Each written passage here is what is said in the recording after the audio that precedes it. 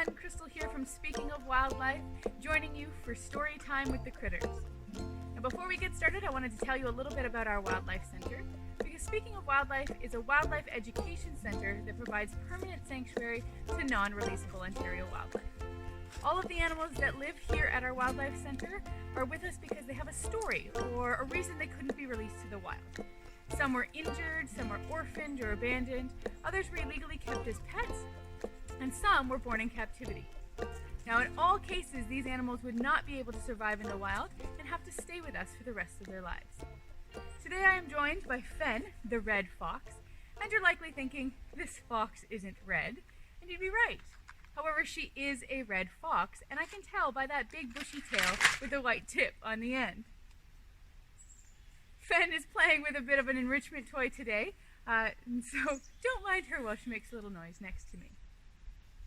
Now that big bushy tail with the white tip is how we can tell she's a red fox no matter what color the fox is.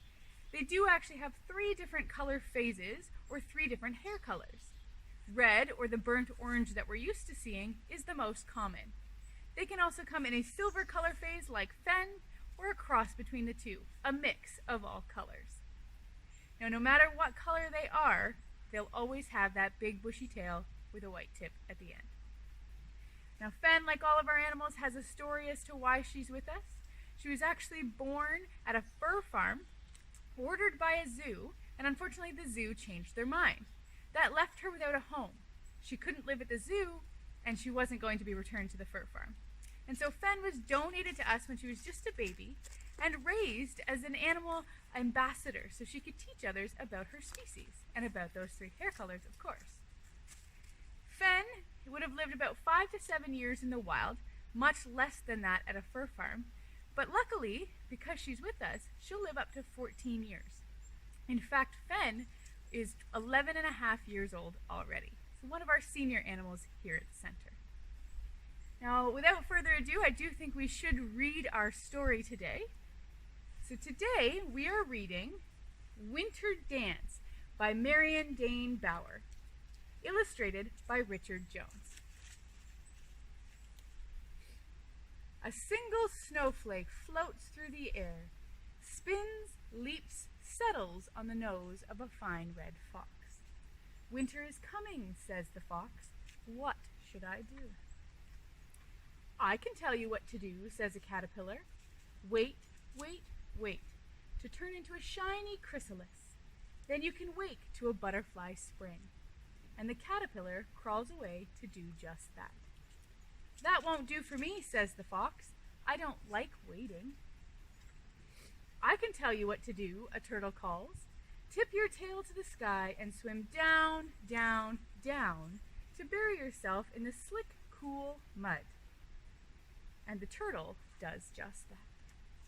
That won't do for me, says the fox. Mud is much too muddy. Let me tell you what to do, whispers a bat. Zig and zag and swoop into a cave. Then hang by your toes and go to sleep. And the bat does just that. That won't do for me, says the fox. My toes would get tired. Plop, an acorn drops from a tree. I can tell you what to do, chatters a squirrel. Gather, gather, gather, then quick, quick, hide everything away. And he scampers off to do just that. That won't do for me, says the fox. I don't even like acorns. We'll tell you what to do, geese honk from the sky. Flap your wings and fly away to warm days and silky soft nights. And going, going, gone, the geese do just that. That won't do for me, says the fox. I belong here in the forest. A snowshoe hare hops by in his new winter coat. I can tell you what to do, he says. Turn yourself white to match the snow. And the snowshoe hare, who has done just that, disappears into the whitening world. That won't do for me, says the fox. I love my red fur. I can tell you exactly what to do, says a great black bear. Curl beneath the roots of a toppled balsam tree and tuck all your growls away. And the great black bear does just that. That won't do for me at all, says the fox. I'm not a bit sleepy. Hush, the wind sighs. Hush. The fox lies down on the forest floor and puts his nose between his paws. The sun slides down the blue bowl of the sky. Hush, the wind says again. The fox hushes. More snowflakes land on his nose. And then a whistle, soft, soft. A white-tipped tail, golden eyes. I can tell you what to do, says a fine red fox, bowing low. When 1,000,000 snowflakes fill the air, twirling, tumbling, spinning, waltzing, you and I join them. Of course, says the fox, standing tall, because that's what we fine red foxes do in winter. Dance. The end. Thank you so much for joining us for today's story time with the critters.